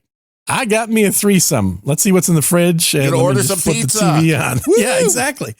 And again, been there, done that. And it just solves so many problems. Like, you're not constantly having to worry about trying to, like, do stuff that both feels good to you and somebody else, because now you can just focus on yourself because there's somebody else focused on the other person. In the it works out well. In the troll room, the fabulous Ryan Bemrose says, As I listen to Gene giving marital advice, I finally understand how people feel when Darren and I give parenting advice on GOB. Oh, I'm not giving the best marriage advice I can give is do not marry ever. Do not ever get married. It is a guaranteed surefire way to lose half your income. My wife, that's just bad investment, man. Marriage is a bad investment for men. Over this past weekend, my wife and I celebrated the 36th anniversary of our first date. 36 years. Yeah. Where does the time go? I know. It's like, can you imagine that?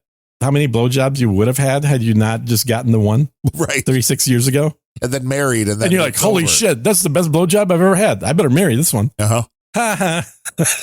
The well dries up pretty quickly, folks. Yeah, that's what happens in marriage, guys. You stop getting blowjobs. Yeah. No, I mean, you know, God bless you if it works. Some guys really like the state of being married. But well, I need somebody to take the snowblower in when it is broken. So I know, right? There's that. I mean, I guess technically you are saving a ton of money on Uber that I'm paying. Total. Yeah. Now that I don't really drive much. No. But I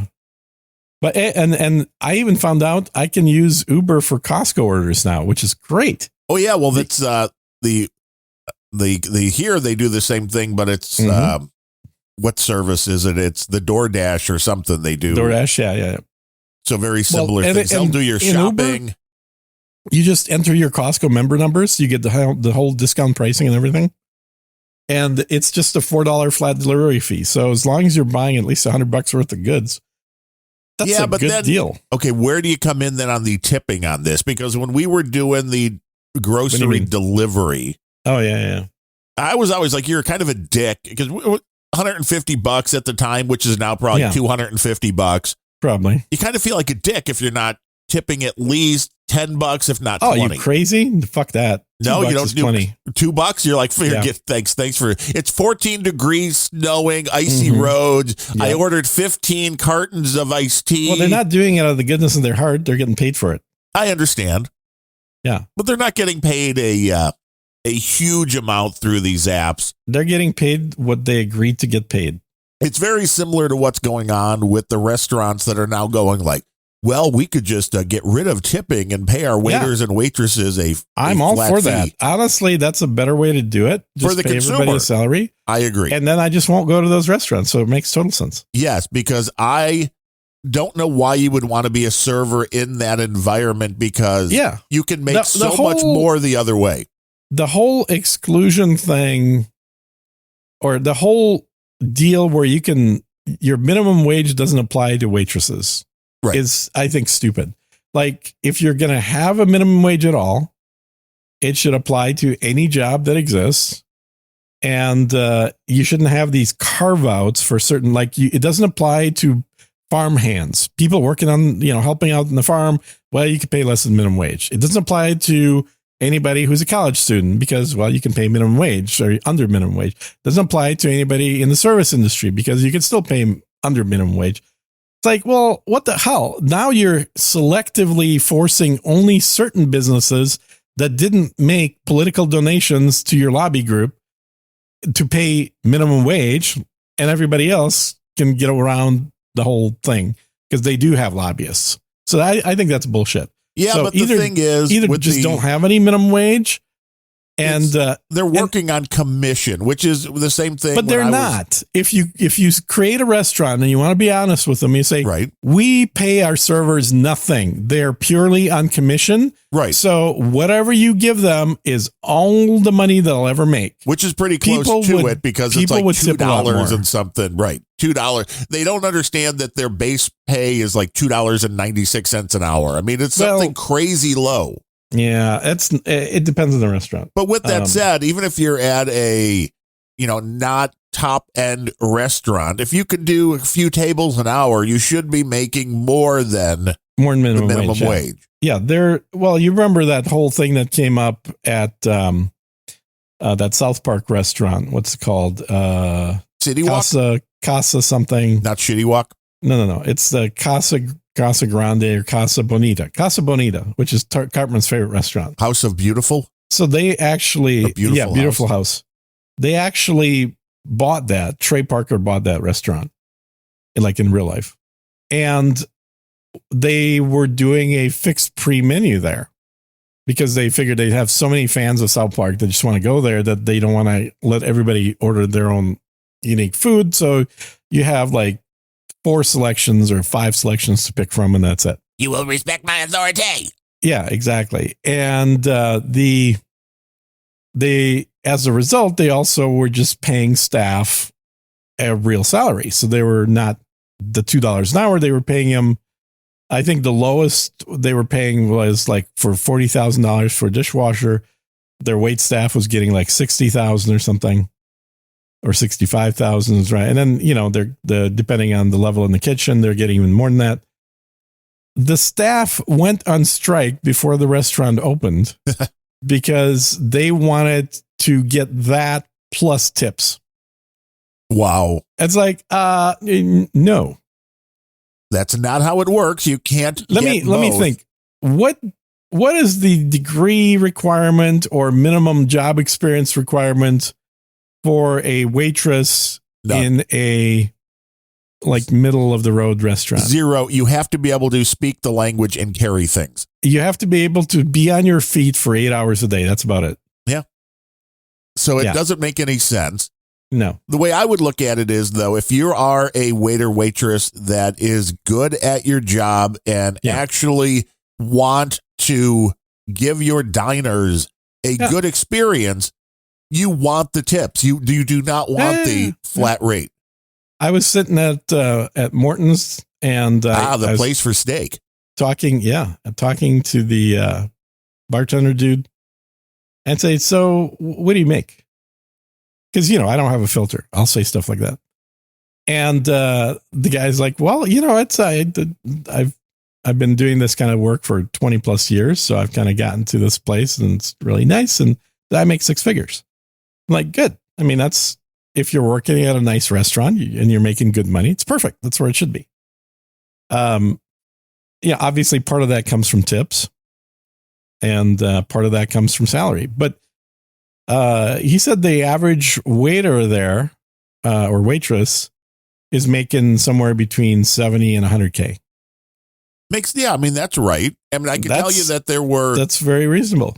There were waitresses back when I was going into Hooters all the time when I was at Circuit Shitty. That were. Mm-hmm. Well, it was close. And they have great chicken. Yeah. Not really, but the wings were better back then. Oh, the wings, not the breasts? Exactly. And the ham and cheese was actually a nice option. I don't know if they even still do the ham and cheese. Yeah. But we were in there so much that we got to know a few of the waitresses, and they were making big bucks. Yeah. Oh, yeah. You know, no doubt about it. And that was because guys are idiots, and they'll just be like, boobs. Like Blue Douche in the Troll Room says, tits for tips. Yeah, that's kind of the concept of Hooters. There was a episode of what was that show used to be on? That one show that used to be on? It's the show where they tested stuff. Mythbusters? Mythbusters did an episode on that. I can't remember which season, but they had Carrie put on a wig and then work at a Starbucks each day with a different size of stuffed bra. Well, she was and cute, what they too. found is she was never hot, but she was reasonably cute. I think the 3D model of Carrie's butt episode was their highest rated episode they've ever done, where they were modeling out of plaster her ass, and so she had to be in a unitard to get the impression. Yeah, I mean, she was that kind of nerdy chick that kind of sort of could use some tools, but not all tools, and wasn't too bad to look at. But as the show went on, she got too old. But anyway, in this episode that they did the test in, and it may not have been an actual Starbucks, but it was a coffee shop, there was an absolute direct correlation between boob size, and this is like fully under the shirt. This is not like hanging out. Right. This is not. But the bigger the boobs, the bigger the tips for her day. And it was a direct correlation. Same person, same clothes, same everything. Just the only difference being, going from B cup to C cup to D cup to double D cup. And the Double D Cup had the biggest of all the tips for the day. The real question, though, would be not a surprise. How was the change from female clientele? Was that also going up? Yes, and they did address that. They said that they expected either no correlation or a negative correlation with women. Right, that would be my guess. What they found is the exact same correlation as men had. Women tipped more to women with bigger breasts. So women like boobs too. And I don't understand how this is at all controversial. We've literally for several million years been programmed as men to seek out a healthy potential mate. Like before we want to commit to having a kid with somebody, we want to make sure that she ain't going to die in childbirth. What is the best way to ensure that somebody is healthy? They should be plump. They should be adequately fed, not malnutritioned. Well, then you are very sexy, Gene. In some African countries, I would be considered a god. In some countries, you would be considered dinner for a week. In some countries, longer than that. True. And and by the way, I can't believe that you're making fun of my people to my face, given that I am 0.5% Polynesian. Oh, I'm sorry. Uh-huh. Yeah, I mean, that's very insensitive of you to be making fun of people that ate the Europeans that came to their islands. Now I'm going to be canceled for making fun of the cannibals. You cannot be making fun of the cannibals that ate Cook. Them's my homies, man. Well, I mean, as long as you have a 23andMe. DNA tests say so. Yeah, so as long as you're proving that with your 23andMe. I did the expensive version, not the cheap one that CSB did. So, which is the good one? Well, or expensive one. Right. I was like, how do you know? The fact that people like our buddy CSB have sent into various companies and have gotten various different answers. Results. Yeah. Like, I'm still waiting for him to realize that he's got Russian DNA. Lots of. He would be so pissed. Oh, you would pay big money to be able to intercept one of those and send him back 100%. I think it'd be hilarious. It would be. Well, it wouldn't be 100. Look, dude, if he got one back that had like 10% Russian, he would be talking about how inaccurate the test is. Yeah, we love you. Even though the countries literally border each other, so it'd be pretty hard pressed to have somebody that has zero DNA from one side or the other. Yeah, in that area. I mean, it's all just like putting your DNA in a Waring blender, man. The borders literally have moved like 20 times in the last 300 years. It is. So there was a point in time where half of Ukraine was underneath the Polish border. Yeah, it moves around. Yeah. So anyway, but yeah, I when I found that out, I was like, somewhere back way in the past, there was some relative that clearly fucked around. And because how else would I explain the Polynesian, I forget the technical term for it, but yeah. And it's sub 1%, but it's still there. It just means that it was further back. That's all. And I would do one of those DNA tests if it was if you could drop the thing off anonymously, not tie it to yourself at all. That's literally what I did. Because that would be the interesting part. It's like, I don't want the data attached to my name, but you don't have to. You can use a fake name. And then just send it to a different address. They're not asking, or at least they weren't when I did it, asking for, your driver's license or your fucking any info. I mean, you could lie and everything. I didn't use my name, didn't use my real birthday info. I didn't use my email. I didn't use anything that I had. Didn't even use the correct sex. You're like, I'm a 33-year-old woman. I did use the correct sex, but I don't think that's anything that I really care about them knowing. That's 50% of the population. But yeah, it's funny to me how people will bitch about not having an anonymous option when no one is holding a gun to their heads to tell the truth. True. Like you have an anonymous option for damn near everything. Well, you don't want it to be sent back to your address because there's only 2 people that live at this address. So it would be pretty easy to figure out.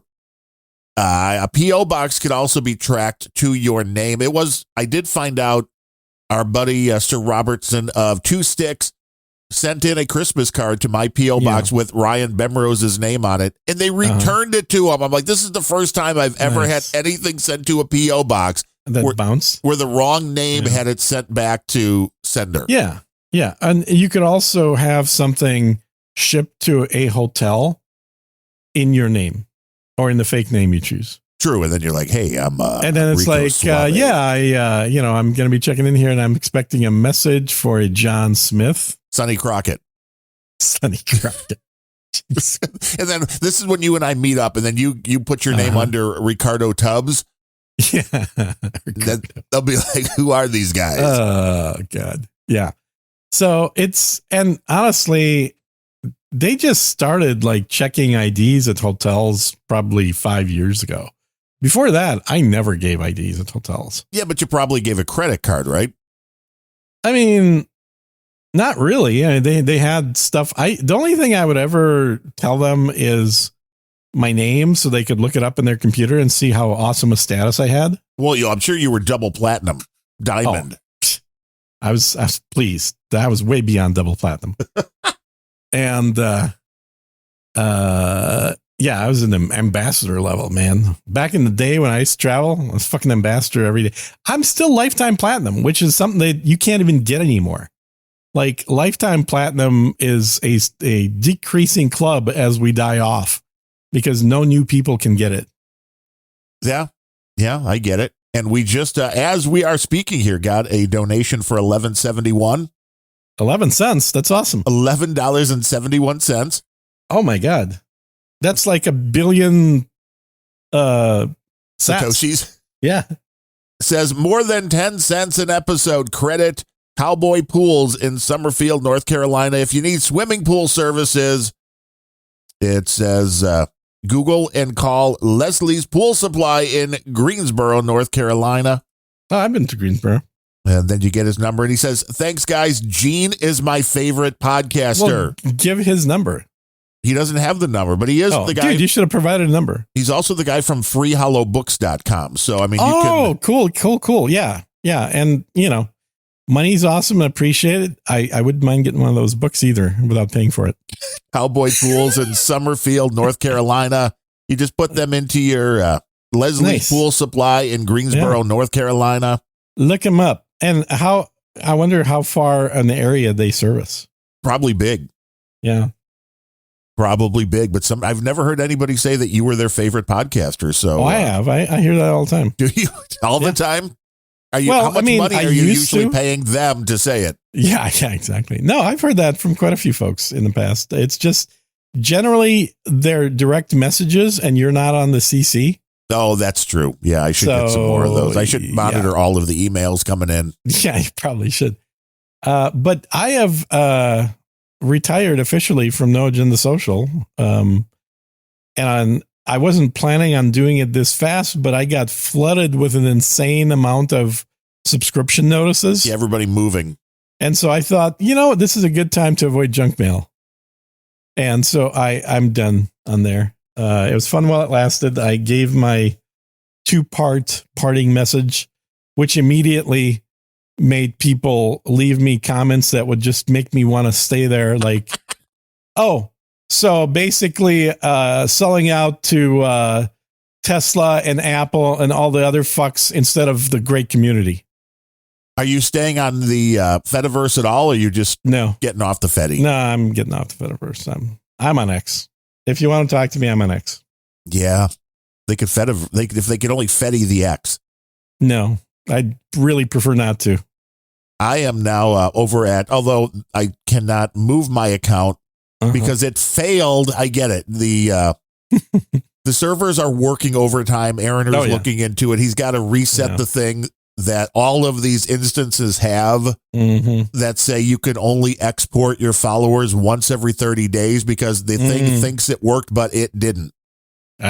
So those followers are still just on No Agenda Social instead of Darren at planetrage.social. Oh, is that where you moved it to? Planet Rage Social? Yes. That's mine now, baby. I own it. Nice. I mean, you could have an account over there. Rage on. I figured Larry wouldn't, he's a Luddite when it comes to the tech stuff, so I can help him get set up with one. There you go. Yeah. And I asked you, and then you're like, well, I kind of like the idea of unrelenting. Yeah, I mean, I do like the name, but I'm perfectly happy not to be on. And I will say that, like, it's and what I said in the goodbye message is like, I've enjoyed a lot of the interaction I've had. I think I wrapped up with about 2,300 people that were following me on there, which is, I think, right around what I had on which is really big for a Fetty Twitter account. Yeah. For a Fetty account, I think that is pretty big. But that's about what I had on Twitter before Twitter kicked me off. And then, right now I've got like 300 on X. So it's a tiny number in comparison. But I think that I've never been all that concerned about numbers.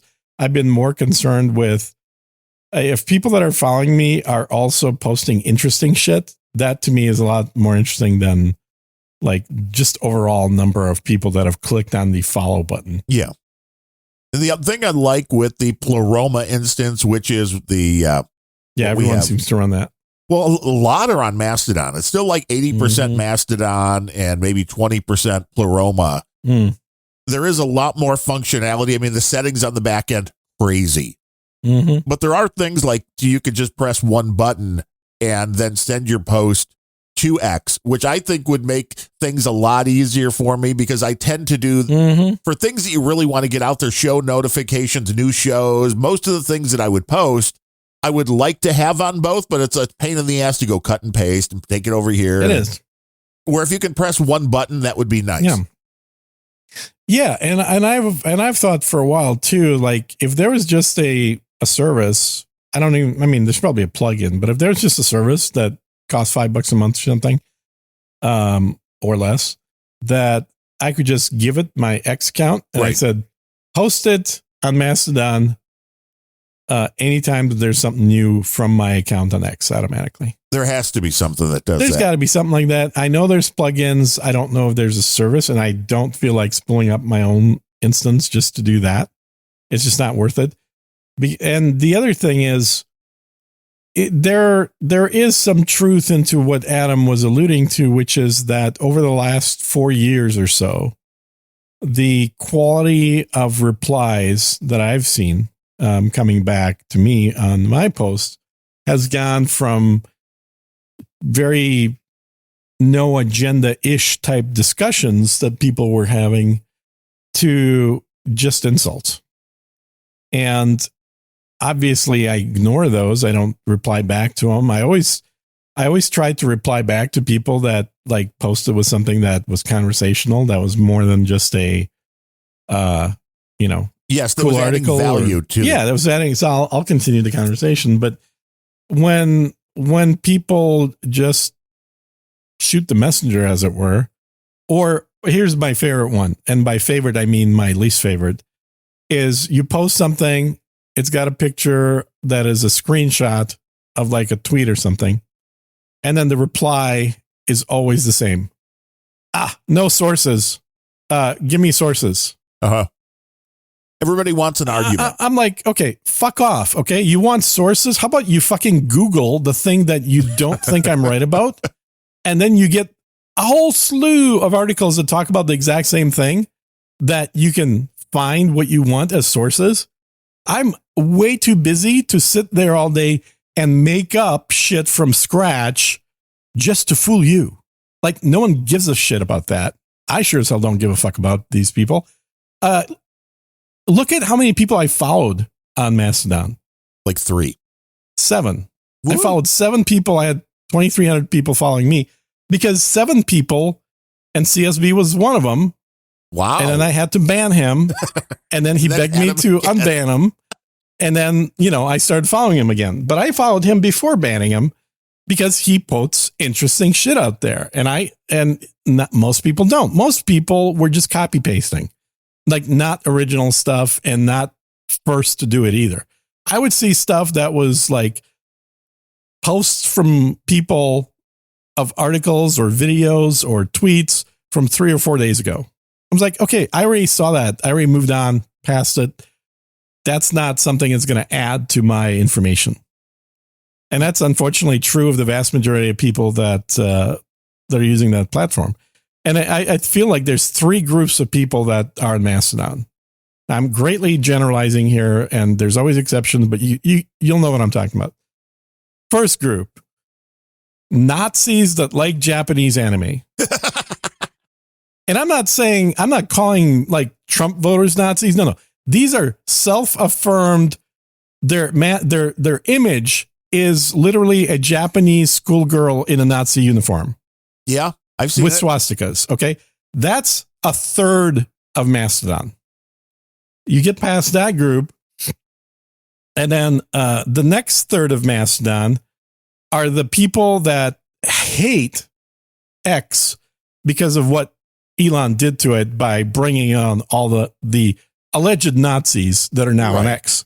Well, yeah, I mean, half of the these people are ignoring, they're journos, they're libtards, and they're all ignoring the anime Nazis who are self-avowed Nazis.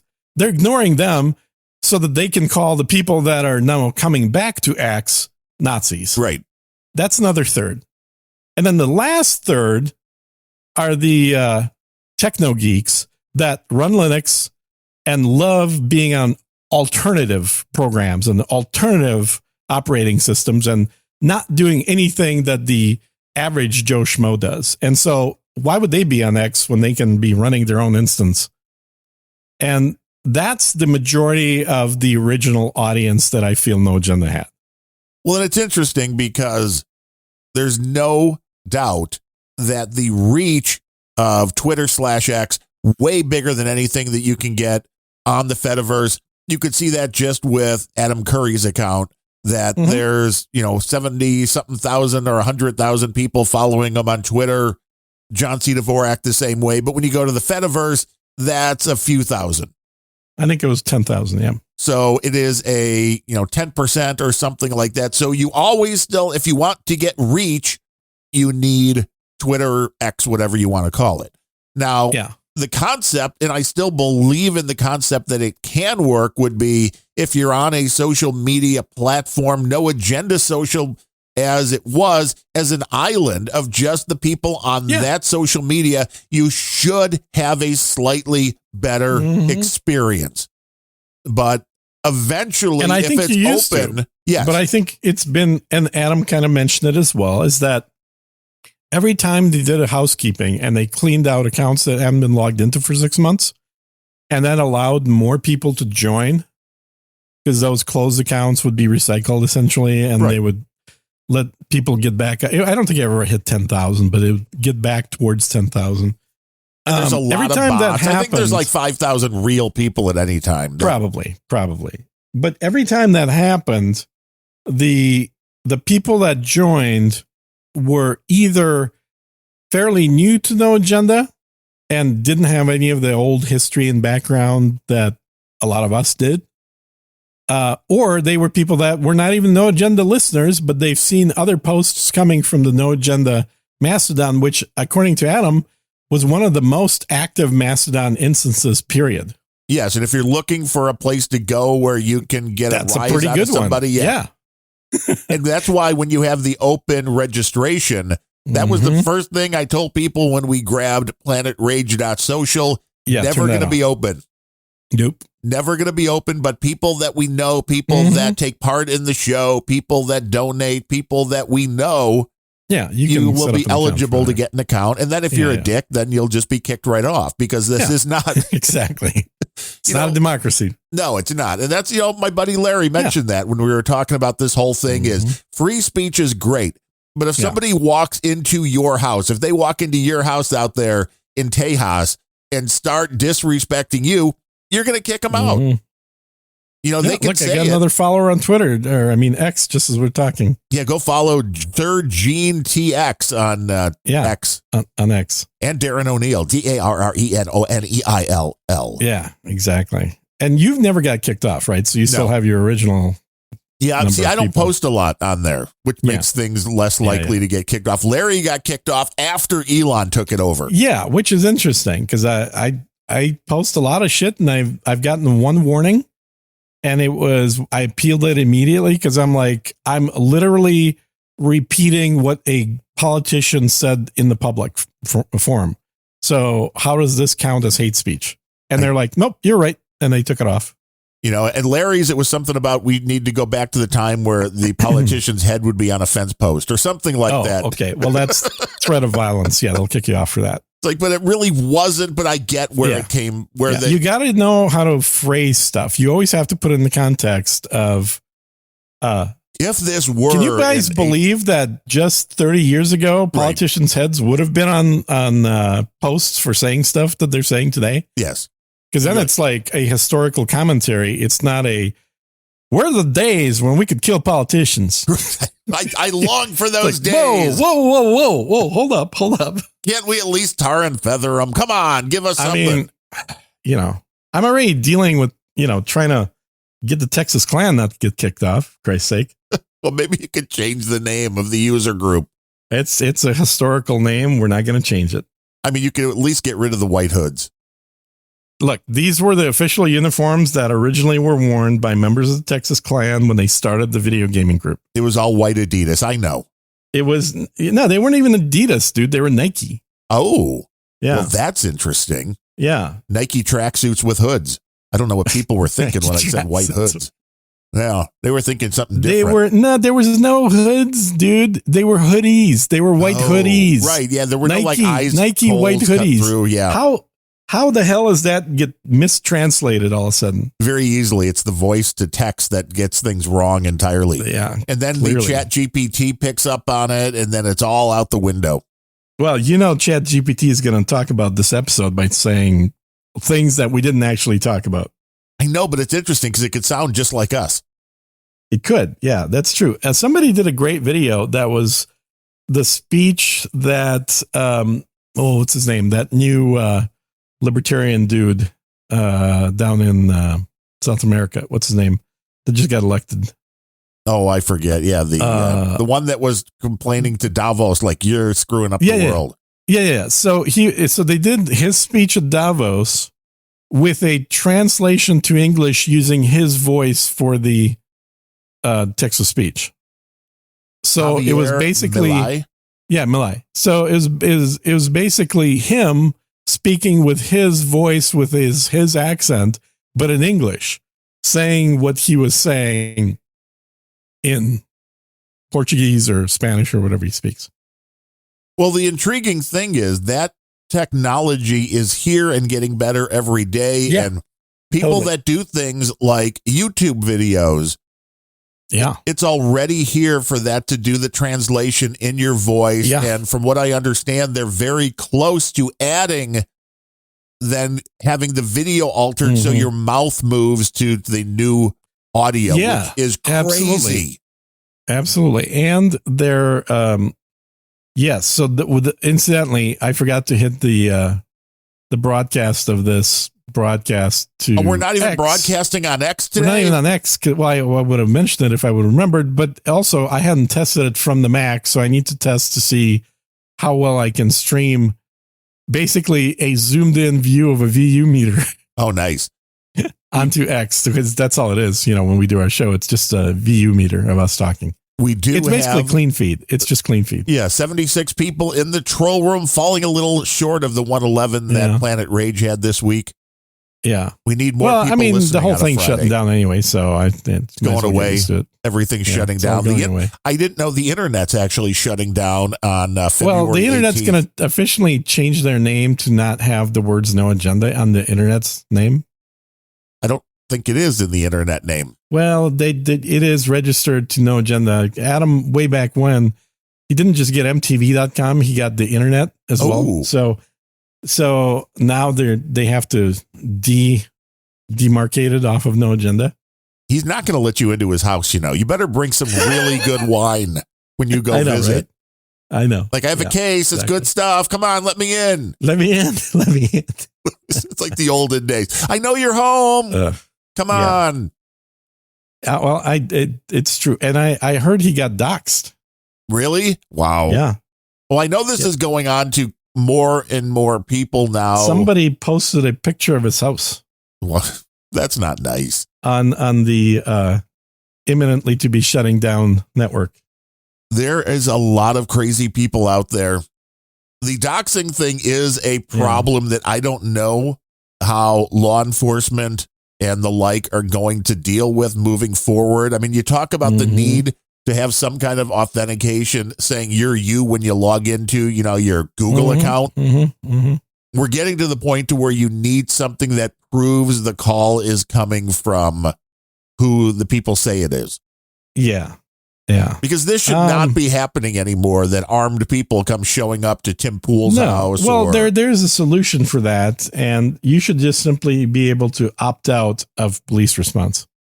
But what if you really need it? Well, then don't opt out. Right. So, although I guess that just means you have to have your own private security. I'm pretty sure Tim Pool guns. does not need police response. Probably true. He's probably better armed than the cops. Certainly his compound of hippies living there are better armed. Do than hippies cops. really want to be armed with like AR-15s? The ones that live at Tim's house do. Those are a different kind of hippie. Well, they're hippies that live in a gun-friendly house. This is what Austin used to be. I always used to describe Austin back like 15 years ago, 10 years ago. I said, okay, if you want to imagine what Austin is like, it's pot-smoking hippies who love guns. And listen to Waylon and Willie and the boys. Well, yeah, but that's the distinction. It's like hippie cowboys or hippies with guns. And it used to be true. It's not the case anymore because I feel like the majority of Austin population now are basically dinks. And that's not a derogatory term. That's dual income, no kids, that live in condos, own Teslas, but always take Ubers. Well, yeah, because the Tesla is going to break down. Well, they don't really, they're not comfortable driving because they got their driver's licenses at 19 or 20. But they know they need to have a Tesla because all successful employees of Apple / Oracle / Facebook / Google all drive Teslas. But you don't have to actually drive it. You could just leave it in your garage. Are you getting the Tesla truck? Weren't we you didn't know? I'm still waiting. I'm still waiting for my letter. I'm leaning to not getting it though, because the reviews are not coming back very good. Except for one point that it excels absolutely on. Tesla trucks that are involved in massive car crashes. Which, the way you drive, you're kind of guaranteed. I drive like a grandma. Exactly. They have barely any damage with the other car being totaled. Well, that's good. That was kind of the reason why. Yeah. You're going to have a lot more dead people as a result of Tesla trucks. That 1977 Olds Delta 88 that was my first vehicle. That was the reason why to have it. Really? Yeah. My first one was a 1978 Delta 88. Dude, those things were indestructible. They were awesome. I killed two of them. Yeah. I had a 78 and then I got a 79. I got a 83 after my grandfather had passed away. He had one with very low miles on it. And, I bet. The things were indestructible. I used to love going up to like construction zones and stuff when people in nice new fancy cars were trying to zip by and cut in front of you. Yeah. Once they realized. I will say that is one thing that I haven't experienced for many years, but I vaguely remember doing this and enjoying it, is having a car that is visibly old enough to be able to be a dick on the road and not worry about it, because the thought pattern of anybody else is going to be, this guy is not going to care if I hit him. I don't want to wreck my car. Right.